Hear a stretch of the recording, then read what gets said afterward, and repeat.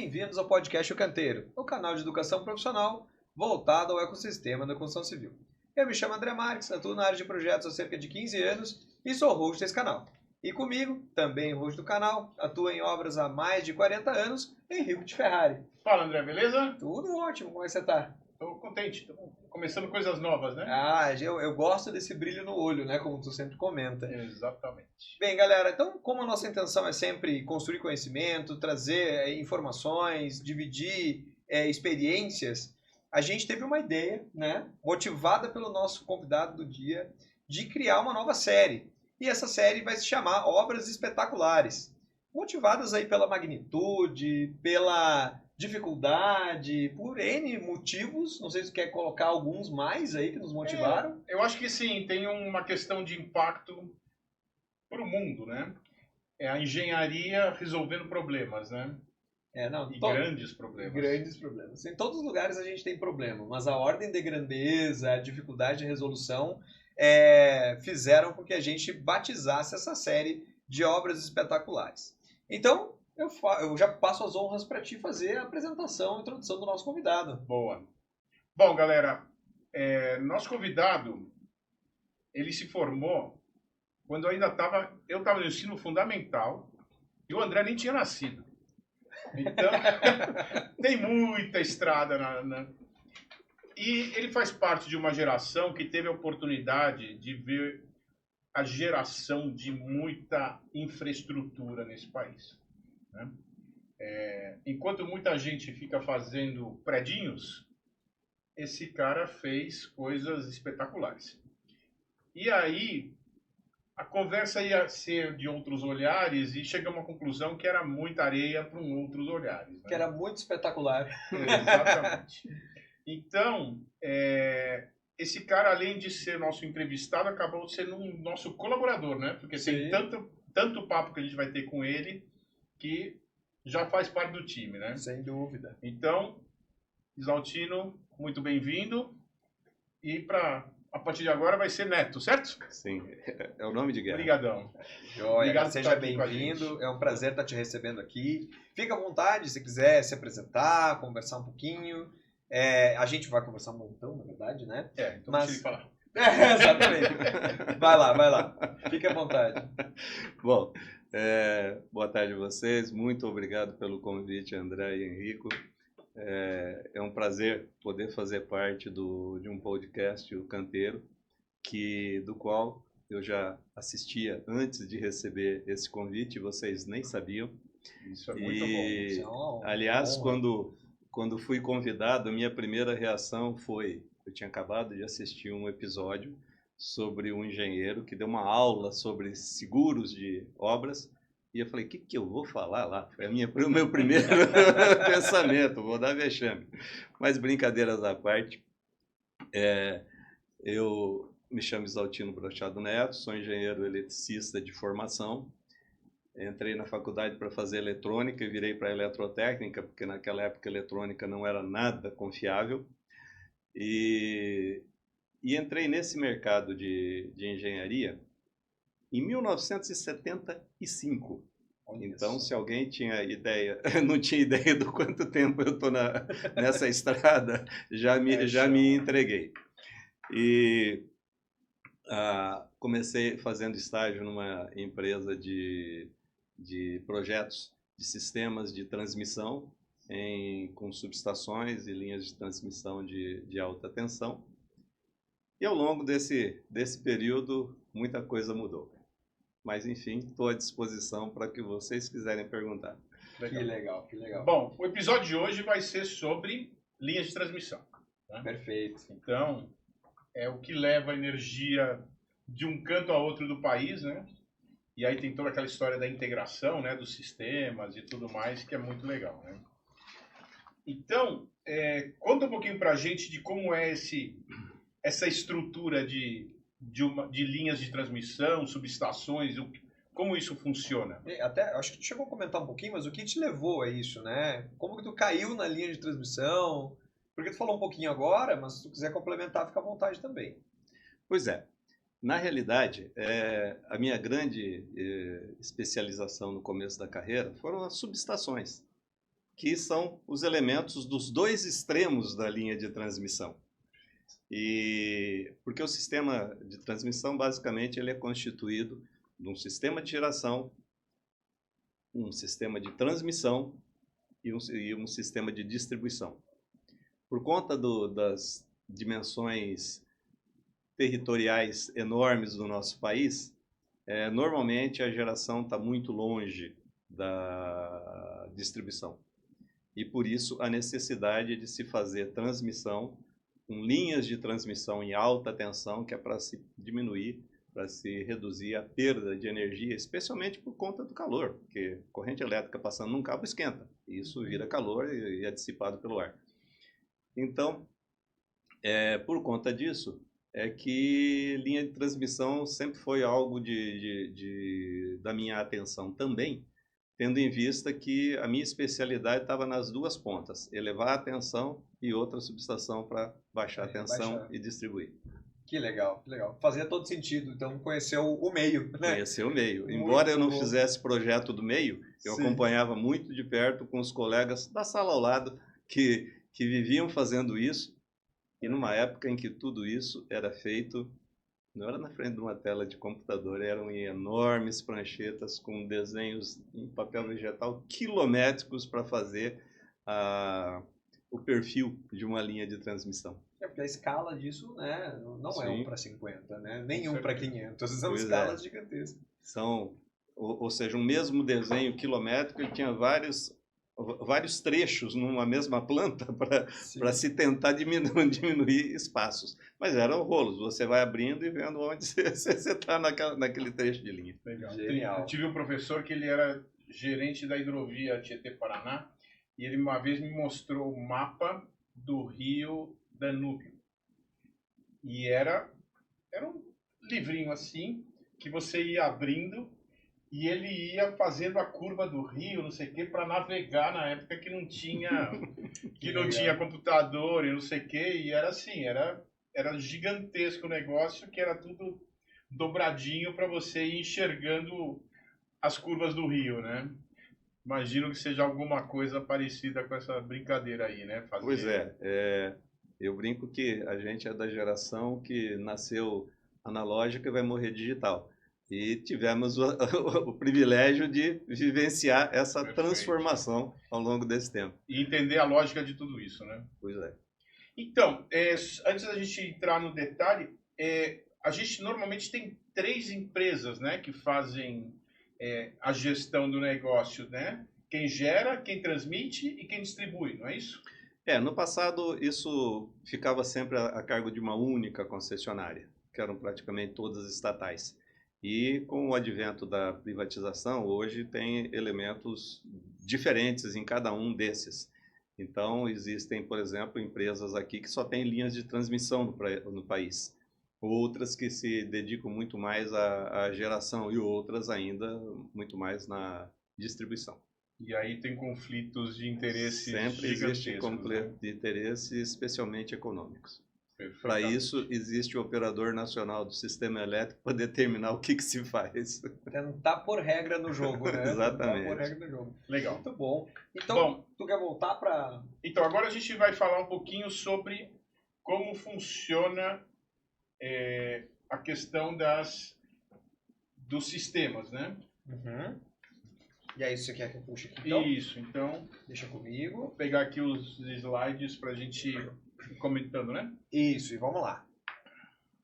Então, galera, né, acho que a gente sempre faz essa introdução, quem tá na esteira, caminhando com o cachorro, né, porque pode ter muita gente nos ouvindo, né, e espero que tenha, porque tá incrível esses episódios. A gente normalmente eu tento narrar um pouco as imagens, mas aconselho a vocês, ir num segundo momento, parar, dar uma paradinha, dar uma olhada nas imagens, se der a curiosidade. E então a gente vai passar alguns slides aqui, que fala um pouco sobre o processo, fala um pouco sobre esse item linha de transmissão que vai ser tão aí, né, espetacular no tema que a gente está falando. Diga lá, Henrique, quer que... Não, então, aqui a ideia é só mostrar como normalmente funciona o negócio, né? Um plano de ataque aqui. Então tem equipe de lançamento de cabos, a gente tem uma sequência, pessoal, para que mais ou menos tentem imaginar o que a gente está vendo? Ou tu prefere que eu É passe de pro baixo Neto? para cima, mas Tá. eu acho que o Neto... Eu pensei, Sim. passa a bola para ti, né? Descreva o que a gente está vendo e fique à vontade, né? A gente sabe que a gente está surfando aqui as tuas ondas, então, por favor. Olha, na realidade, o objetivo de um plano de ataque é exatamente isso. De uma forma bastante simplificada, se dá uma ideia geral do que vai se fazer em campo. Olhando para esse esquema aí, você percebe que você tem 4 trechos de linha de transmissão, um com 77 quilômetros, o outro com 61, o outro com 66, o outro com 90, ou seja, estamos falando de mais de 200 quilômetros, no qual se tem 270, tem 400 e não sei quantas torres.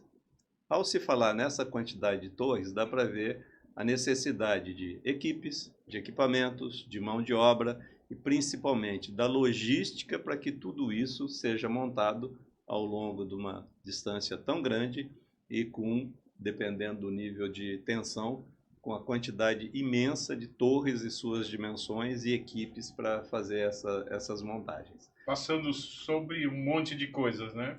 Passando sobre um monte de coisas, tendo que vencer obstáculos muitas vezes de difícil transposição, como no Brasil temos rios de grandes dimensões, de grandes larguras, temos muitas florestas, temos área de preservação ambiental no qual você não pode abrir uma faixa para construção da linha de transmissão, enfim.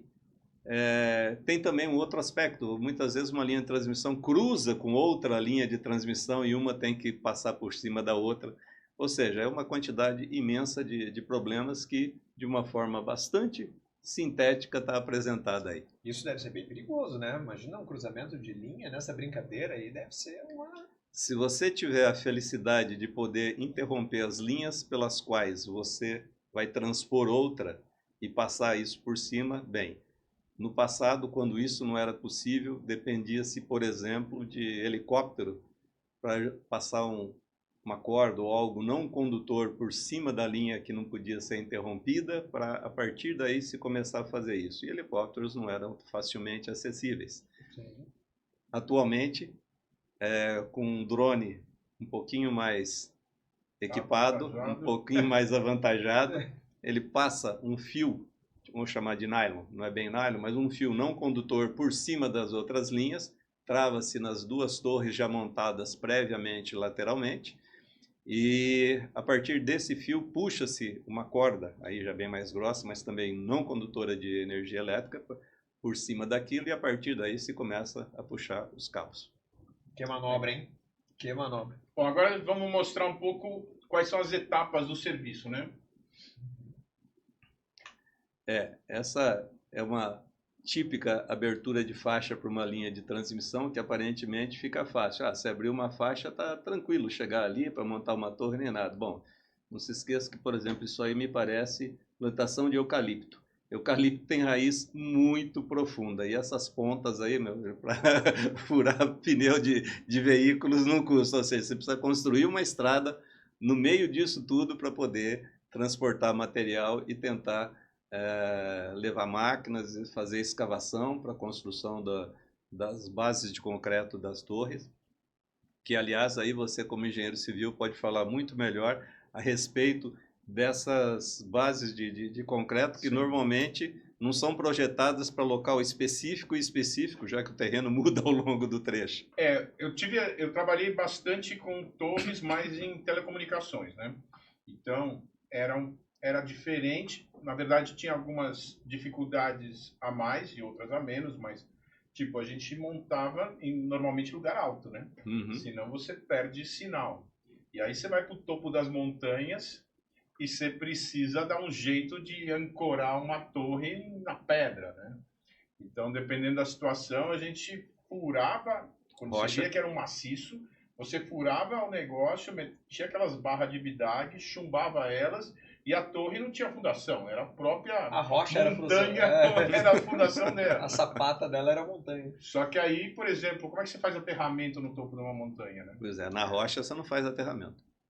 E aí sai andando com os cabos, percorrendo quilômetros, procurando terra para fazer aterramento. Bom, e chegar lá em cima para fazer. Então, assim, para mim já era hiper desafiador e era muito menos complicado do que um negócio cada 500 metros, normalmente, né? Você põe É. uma torre, né?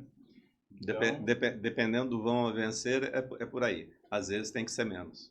sim. Imagina, Porque, você tem por um causa rio, você tem a catenária. por causa da parte baixa da catenária, dependendo da tensão, ela não pode ficar abaixo de 8 metros a partir do solo. Então tem que ser daí para cima. E por isso é que às vezes as distâncias são, especialmente em trechos planos, as distâncias são menores por conta disso, da barriga da catenária. Perfeito. Catenária, explica aí pra galera o que é uma catenária. Pô, mas como é que eu vou explicar o catenária? A barriga que faz um cabo, uma corda, né? Exatamente isso. Mais técnica do que isso, né? É a parte baixa de uma corda esticada Exato, pelas pontas. Sacaninha, né? Não, eu tentei, né? Me Os virar. amigos desses não precisa de inimigo, né? Não precisa, cara. Boa. Não Bom, precisa. vamos em frente. A próxima etapa é... Aterramento. E essa imagem aí dá para perceber bem que estamos numa região de cerrado. Essa resistividade desse solo deve ser altíssima e aí, por consequência, esse contrapeso a partir das sapatas aí dos pés das torres deve ser, nesse caso aí, deve ser bastante longo. E esse é, inclusive, um dos problemas que se tem em regiões como, por exemplo, regiões com muita rocha, em que a resistividade do solo é altíssima. Você precisa criar situações novas, diferentes, para você conseguir baixar a resistência de aterramento e, com isso, ninguém que encoste numa torre, numa hora que você está tendo uma queda de um raio ou coisa que o valha, alguém que esteja encostado numa torre não seja eletrocutado. E numa subestação, por exemplo, aqui no interior de São Paulo, que a resistividade do solo era altíssima, conversando um dia com o engenheiro especialista do cliente sobre aterramento, numa época em que a gente calculava, o cálculo de sistema de aterramento, ele é interativo. E eu tinha uma possante calculadora com 66 passos de programação. Olha só. E com essa calculadorinha ficava aquilo ali rodando e reprogramando e rodando. Bom, enfim, precisavam baixar a resistência de aterramento daquela instalação para 5 ohms. E estava dando 70, 80, ou seja, ia ser um tranco danado em quem tivesse encostado. E daí surgiu uma ideia que depois acabamos utilizando muito, que eu não tinha visto ainda. Por que não fazermos poços profundos dentro da área? E foi o que passamos a fazer. Chegava-se no nível da água, crava uma haste lá embaixo, conecta lá em cima, e com isso nós conseguimos reduzir muito. Eu fiz algumas obras em lugares com problemas desse padrão, e a gente fazia estacas e enchia de vermiculita. E aí cravava a estaca, a haste dentro da vermiculita para conseguir resistividade. Mas eram poços de 8, 10 metros de profundidade, porque nem água tinha no terreno, né? Uhum. Era super seco. E a vermiculita, ela altera toda a química do terreno ao redor onde ela tem contato e ela dá uma boa dissipação da corrente que é escoada para o sistema de aterramento. Que legal. Muito bom. Bom, aqui a gente pulou a etapa de fundações, né? Então, o que acontece nessa situação é que a gente tem solos diferentes e se você ficar procurando equipamentos específicos para cada situação, você fica louco, né? Porque não tem como, né? Então, às vezes, você acaba adotando soluções mais caras, mas que você consiga usar sempre, né? Sim, porque, por exemplo, eu lembro do exemplo que nós vimos no plano de trabalho, com mais de 200 quilômetros de linha, É óbvio que você vai ter terrenos absolutamente diferentes ao longo do tempo. E se você tiver que fazer um projeto específico para cada tipo de terreno e ter material específico para cada tipo de terreno, do ponto de vista econômico e de logística, acaba ficando inviável. Então, é melhor pegar a pior das situações, às vezes, e aplicar de caráter geral. Sim. É porque isso é um contrassenso, né? Acho que quando a gente vai fazer uma fundação, a primeira coisa que a gente faz é uma campanha geotécnica para saber como é o solo ali. Mas essa magnitude é tão grande que tu tem que fazer um projeto ou um processo ao contrário. É como eu faço para caber em qualquer solo. E que a solução seja possível de carregar ao longo de 500 quilômetros, de subir a montanha com a solução nas costas, de descer a montanha com a solução nas costas, de passar pelo brejo, pelo seco, por todo tipo de vegetação Pois e é. problema. Então é uma outra lógica de resolver os problemas de engenharia, né? Nas torres que eu fazia, a solução básica era a raiz, Era a raiz. que é uma solução caríssima, mas que praticamente dá Resolve para tudo. aplicar em qualquer situação. E Né? ainda tem equipamento, né? Porque tu Sim, tem é um equipamento né? relativamente pequeno. O Né? equipamento é menor, exato. É. Mas bem legal. E aí, se quiser descrever, bom, passando da fundação, então, com esse olhar de outra lógica de resolver, ou o problema é outro, a gente chega aqui, então, vamos chamar de superestrutura, em alguns formatos aqui, que eu achei muito bacana a imagem. Quem tiver curioso para ver, vale a pena assistir, então mostra todas as tipologias dessas Torres. torres, obrigado. E aí, Neto, explica um pouquinho para nós a vivência de tudo isso, as experiências. Bom, primeiro na imagem da montagem dessa torre, dá para ver que a quantidade de pessoas que é necessária para fazer todo esse treliçamento e essa interligação entre pernas desse treliçamento, até se chegar lá em cima. Em muitos locais você não consegue chegar com um guindaste para subir isso, tudo vai sendo subido na mão, e só depois que você consegue botar isso tudo lá em cima, que aí você monta um monta-cargo, coisa que vale, e começa a usar a própria estrutura para subir esse material. Inclusive coisas muito mais pesadas, como por exemplo as cadeias de isoladores. Mas dá para se ter ideia da quantidade de pessoas, do trabalho, enfim, da logística necessária para se montar isso no meio do nada, vamos chamar assim. E por outro lado, o diferente tamanho das torres aqui, com diferentes níveis de tensão, basicamente as torres foram desenvolvidas tendo em vista você levar circuito único, circuito duplo ou circuito triplo. Aí, no caso, todas elas são para corrente alternada, variando o nível de tensão. E o nível de tensão de uma linha de transmissão é tão mais alto quanto maior for a distância da própria linha, porque há uma perda muito grande de energia elétrica com a condução, com a passagem da corrente elétrica pelos cabos, que gera calor. Mas, por outro lado, você construir torres cada vez maiores também tem um custo adicional de montagem dessa linha que pode tornar inviável você subir muito o nível da tensão. Então, busca-se sempre um equilíbrio econômico entre perdas e a construção dessa linha conforme o nível desejado. Maravilhoso, maravilhoso. Eu olhando essa imagem da esquerda, eu me lembrei de algumas imagens que até recentemente, né, nas redes sociais estão postando com frequência, que é aquela pontezinha do Leonardo da Vinci, né, que é uma ponte que se monta ali, o pessoal monta e já sobe em cima e ela toda encaixada. É quase como isso, porque tu tem que montar a estrutura principal usando a própria estrutura principal. Então é um trabalho de formiguinha, né, tu vai trazendo aquilo lá de baixo para cima. E é genial, assim, e também deve ter, claro, um risco agregado, um volume de trabalho, um tempo de execução, ou seja, deve ter muitas variáveis importantes aí para essa execução. Sim, sim. Muito bacana, muito bacana. E as torres também, o modelo das torres é animal, né? Eu nunca tinha visto elas do ladinho uma da outra, mas agora olhando elas assim, faz sentido. Eu acho que eu já vi quase todas. E você pode ver que os tamanhos também vão aumentando conforme você aumenta a tensão. Por causa do quê? Da catenária. Sim, sim. Porque são as distâncias de segurança elétrica. Não, a gente está vendo ali aquela de 330 a 420 kV com 55 metros de altura, 50 metros de altura. 50 metros de altura é muita altura, É um né, prédio gente? de...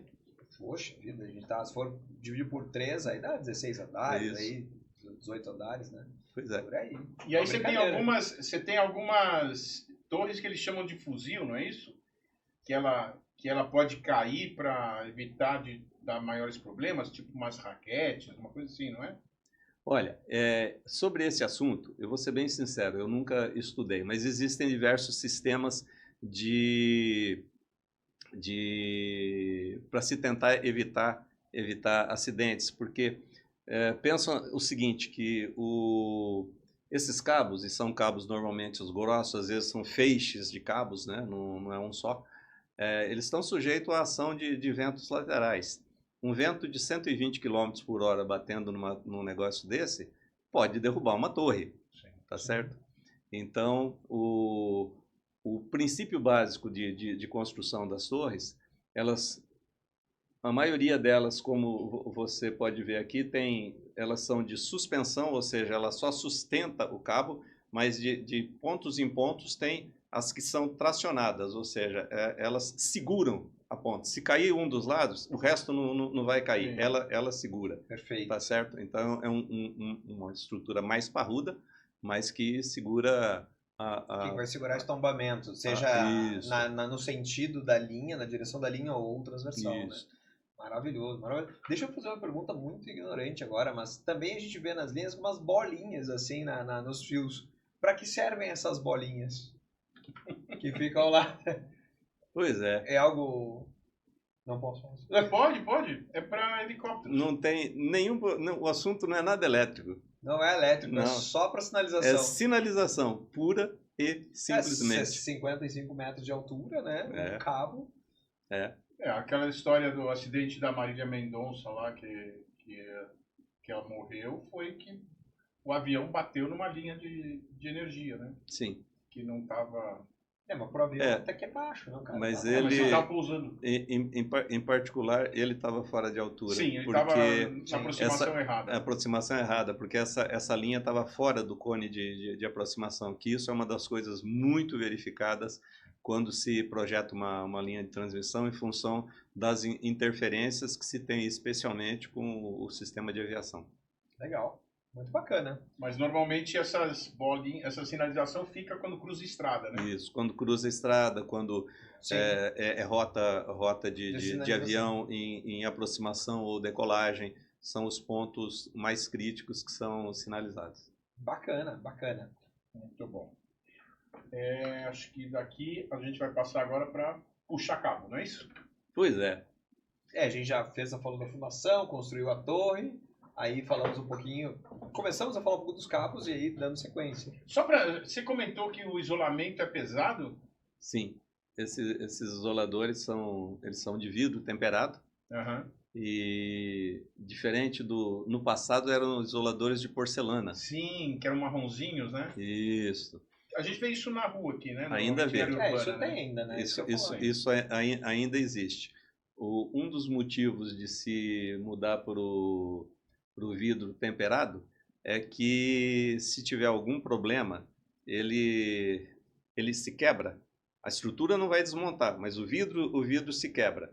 E para quando se faz a inspeção, que no passado era feita sempre quando possível com helicóptero e atualmente se faz com drone, fica facilmente visível onde você tem manutenção, porque os isoladores de porcelana eles poderiam simplesmente rachar. É um ponto de fuga de corrente que visualmente não era identificado. Perfeito.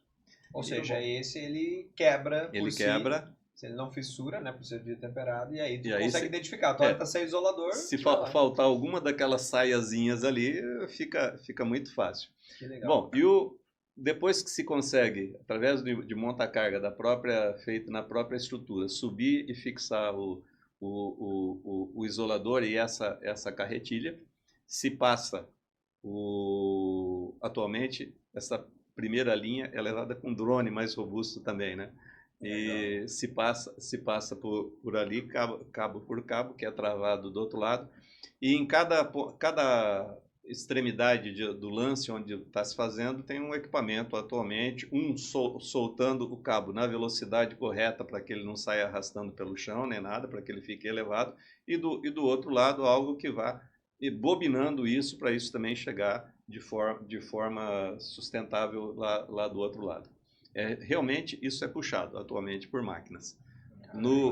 Muito no passado se usava tratores para se puxar isso.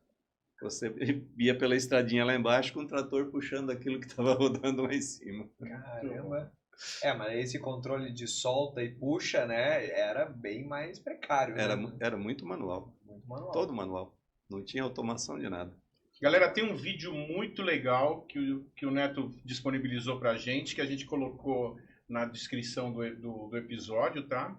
Para vocês verem o processo inteiro de montagem, e é espetacular. É muito legal. Especificamente, essa linha aí é uma linha de 2.700 quilômetros que sai de Belo Monte e vem parar aqui em Minas Gerais. E tem uma ilustração do percurso dela nesse vídeo que o Henrico falou, que é muito bonitinho, vale a pena ver. Nossa, muito legal. A galera que está nos acompanhando vai gostar bastante de ver isso aí. Bacana. É espetacular. É espetacular. O nome da série foi, né, muito discutido. Sim. Aliás, me surpreendeu quando eu enviei esse vídeo para o Henrico e a resposta dele foi espetacular. Foi daí que nasceu o nome dessa série. Foi absolutamente espontâneo, né? Espontâneo, sem dúvida nenhuma. Beleza. Tu tem mais alguma coisa para colocar, Henrico? A gente vai caminhando aqui para a próxima. Então tá bom. Está sendo noticiado, Neto, que a engenharia chinesa está trazendo uma tecnologia de transmissão em ultra alta tensão. Pode falar um pouquinho sobre isso, cara, pra gente? Bom, ultra alta tensão, me assustei. É espetacular também. É espetacular. Existe tanto o UHV-DC como o UHV-AC. O AC é de corrente alternada em inglês e o DC de corrente contínua. Uhum. Gostaria só de, antes de falar disso, contar uma pequena historinha. Por favor. Por isso a gente vive aqui. Quando Itaipu foi inaugurada, veio uma comissão do governo chinês para o Brasil. Eles foram conhecer Itaipu, que foi uma obra...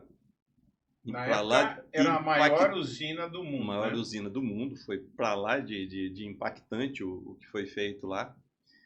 E eles, depois de visitarem Itaipu, eles pediram uma visita para uma empresa de consultoria de engenharia daqui de São Paulo e queriam fazer uma visita a essa empresa. E foi muito interessante que, embora a diretoria da empresa tenha preparado uma recepção bem legal para eles, não entenderam bem o motivo de por quê, porque existiam outras empresas similares no Brasil. E alguém se atreveu a fazer essa pergunta para algum dos chineses e o cara, aparentemente, ele se surpreendeu com a pergunta e falou: por que vocês são os recordistas mundiais de barragens de hidroelétrica? Vocês têm mais de 20 projetos de barragens de hidroelétricas que ninguém no mundo tem. Olha só.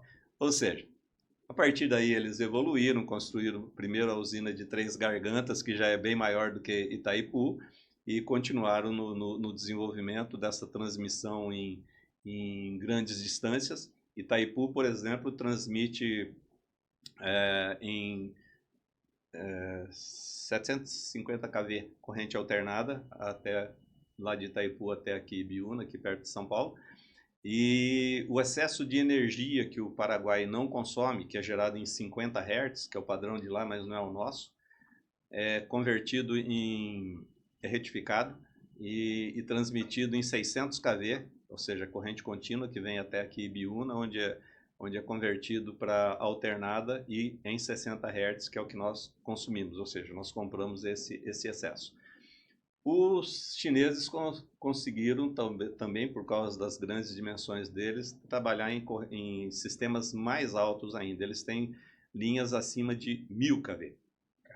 E um dos assuntos deles estarem investindo fortemente no Brasil é trazer exatamente essa tecnologia com linhas de transmissão em tensão mais alta, onde você tem uma economia maior, mas eles estão conseguindo, talvez principalmente em corrente contínua, como é o caso, por exemplo, dessa imagem que aparece aí. Se não me falha a memória, essa linha é de 800 kV, que já é bem maior do que de Itaipu. E eles estão trazendo isso, essa tecnologia que eles conseguiram desenvolver lá, mas que de alguma forma nós brasileiros contribuímos com Itaipu e com a visita a essa empresa de barragens daqui. E faz todo sentido, né? Porque se tu vai levar atenção, tu vai ter grandes trechos. Então, assim, olhando para qual país que tem uma extensão territorial que faça sentido tu estudar isso? A gente é um prato cheio, né? Sim, sem dúvida. Muito legal, muito legal. E o mais interessante disso tudo é que você consegue fazer a transmissão de energia limpa. Lembrando que a gente precisa cada vez menos usar combustíveis fósseis, a gente consegue transmitir energia hidrelétrica, energia eólica de pontos distantes para os pontos de consumo, né? Porque, na verdade, a geração não tem... os parâmetros para a geração não tem nada a ver com o de consumo, né? Sim, sim. Quer dizer, sei lá, você vai lá no Nordeste, você tem muito vento. Sim. E os pontos de consumo maior estão no Sudeste, né? Estão no Sudeste. Aliás, até por conta disso, estão se prevendo a construção de data centers no Ceará, por exemplo, onde há um consumo muito grande de energia elétrica nos data centers, mas também, nesse caso, há geração não só eólica, como também a fotovoltaica, porque lá no Ceará a quantidade de dias com chuvas é pequena comparado com o resto do país. Sim. Não, e é uma coisa que está crescendo cada vez mais e que tem um nível de segurança a nível de fonte de alimentação altíssimo, né? Os data centers são certificados, muitas vezes tem redundância de tudo, então ficar mais perto da fonte aparentemente te dá mais estabilidade. E o que tu precisa ter é estabilidade, ou seja, faz todo sentido. Eu vi recentemente muitas notícias de diversos data centers do Nordeste mesmo, Ceará e tal. Então é uma coisa que acho que é a bola da vez, né, do mercado atual, ainda mais com a IA necessitando de capacidade cada vez mais pulverizada. E o Ceará tem uma outra característica, que ele recebe todos os cabos de fibra ótica que vem da Europa e dos Estados Unidos, tudo chega ali, né? Chega no Ceará. Então, é o ponto. É o hub de tudo lá. Está geograficamente bem posicionado. Está geograficamente bem posicionado. Maravilha, maravilha. Bem, e algo mais, Henrique, você quer colocar? Acho que para dar uma visão geral do que são linhas de transmissão, estamos bem, né? Maravilhoso. Deu para dar uma visão geral do processo, né? Bem, galera, perguntem, comentem, se inscrevam no canal, né? O Neto vai estar sempre próximo da gente. Foi uma honra, né, te receber aqui. A gente vai gravar diversos episódios ainda, falando desses temas tão espetaculares, né? Como a gente batizou aqui a série. Mais uma vez, muito obrigado. Fica à vontade se quiser colocar alguma consideração sobre o tema, ainda só para ter um desfecho das nossas linhas de transmissão. E é isso. Então... Olha, eu agradeço e foi um prazer essa conversa descontraída, divertida aqui.